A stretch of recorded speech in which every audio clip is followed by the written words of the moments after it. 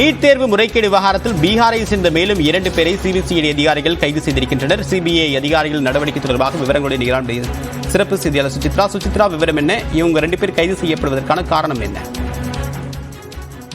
NEET தேர்வு முறைகேடு காரணமாக ஏற்கனவே 17 பேர் வரை கைது செய்யப்பட்டுள்ள நிலையில் தற்பொழுது பீகாரில் மேலும் 2 பேரை கூடுதலாக சிபிஐ அதிகாரிகள் விசாரணைக்கு பிறகு கைது செய்துள்ளார்கள். மிக முக்கியமாக இந்த 2 பேரில் நீட் தேர்வு எழுதிய மாணவர் ஒருவரும் அவருடைய தந்தையும் கைது செய்யப்பட்டுள்ளது மிக முக்கியமாக பார்க்கப்படுகிறது. பீகாரினுடைய நாலந்தா மற்றும் கயா ஆகிய பகுதிகளில் இருந்து இந்த ஒரு கைது நடவடிக்கை என்பது தற்பொழுது செய்யப்பட்டுள்ளதாக அதிகாரப்பூர்வ அறிவிப்பை சிபிஐ அதிகாரிகள் தெரிவித்திருக்கிறார்கள். ஏற்கனவே நீட் தொடர்பான பல்வேறு மோசடிகளானது வெளியாக பீகார் மற்றும் குஜராத் ஆகிய மாநிலங்கள் உட்பட மொத்தம் 6 முதல் 7 எஃப்ஐஆர்களானது பதிவு செய்யப்பட்டு விசாரணை நடைபெற்று வரும் நிலையில் தற்பொழுது சிபிஐ ஆனது அனைத்து வழக்குகளையுமே விசாரித்து வருகிறது. அதில் தற்பொழுது கூடுதலாக 2 பேரை பீகாரில் இருந்து தற்பொழுது கைது செய்துள்ளது மிக முக்கியமாக பார்க்கப்படுகிறது. நீட்டினுடைய முறைகேடுடைய அந்த வினாத்தாள் கசிவு என்பது முதலாக ஜார்க்கண்ட் மற்றும் பீகார் ஆகிய மாநிலங்களிலிருந்து வெளியானதாக தகவல் வெளியானதை அடுத்து பல்வேறு வழக்குகள் பதிவு செய்யப்பட்ட நிலையில் தற்பொழுது அந்த அனைத்து வழக்குகளையுமே சிபிஐ ஆனது விசாரணை நடத்தி வருகிறது. மேலும் கூடுதலான ஒரு விசாரணைக்கு பிறகு